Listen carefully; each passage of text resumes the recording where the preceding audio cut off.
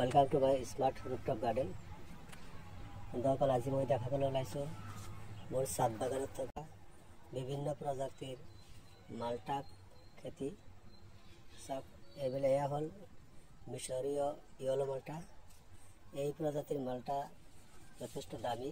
আপোনাৰ বজাৰত সচৰাচৰ আমি যিটো মাল্টা আমি 200 বা 150 টকা 180 টকা এনেকুৱা দামত কিনি খাওঁ, সেই মাল্টা এক মিশৰীয় ইয়েলো মাল্টা বুলি কোৱা হয়।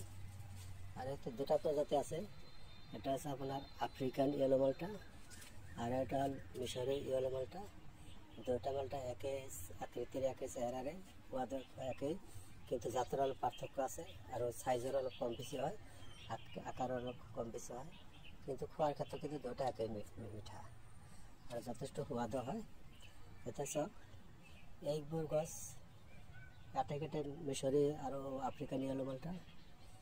এইকেইটা গছ মই ৰোপণ কৰা বেছি দিন হোৱা নাই। প্ৰথমে মই এনেকুৱা সৰু সৰু এনেকুৱা এটা সৰু টাবত লগাইছিলোঁ, 12 ইঞ্চি নহয় 10 ইঞ্চি টাবত লগাই থৈছিলোঁ, কিন্তু তাৰ মাজতে যথেষ্ট প্ৰথম বছৰতে ফল আহি গ'ল। আৰু তাৰপিছত যোৱা 2 মাহমান আগত মই আকৌ নিমখৰ যি পেলনীয়া প্লাষ্টিকৰ বস্তাবিলাক থাকে, সেই বস্তাবিলাক ৰিপৰ্ট কৰিছোঁ।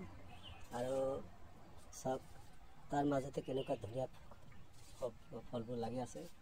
এতিয়া চাওক, আপোনালোকে যদি বাস্তৱ নেদেখে আপুনি বিশ্বাসে নকৰিব।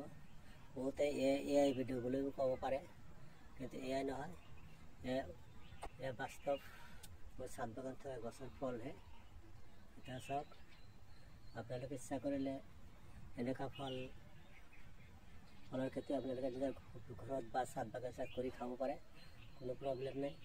এইবিলাক পুলি বৰ বেছি এটা দাম নহয় আৰু বেছি খেতি কৰাত কষ্টও নহয়, কাৰণ সচৰাচৰ যিবিলাক মাটি আমাৰ ওচৰ পাজৰ থাকে, সেই মাটিৰ লগত অলপ গোবৰ বা তেনেকুৱা পচন সাৰ জাতীয় বস্তু কিবা এটা মিহলাই ৰোপণ কৰিলে হৈ যায়। আৰু চবতকৈ ভাল কথা হ'ল যে এইবিলাক বৰ বেছি বেমাৰ আজাৰো নাই। সচৰাচৰ আপোনাৰ যিটো